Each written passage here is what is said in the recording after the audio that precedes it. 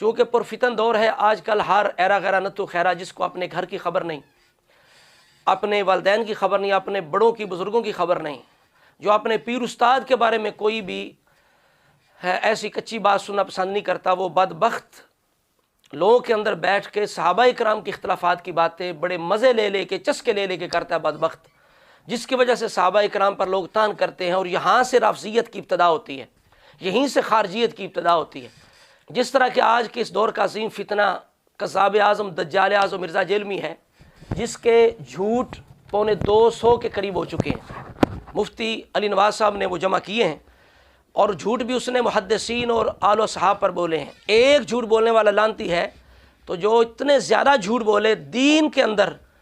اور لوگوں کے ایمان کے ساتھ کھیلے، کتنا بڑا وہ لانتی ملعون اور دجال شخص ہے، اور ہم حیران ہیں ان لوگوں کی عقل پر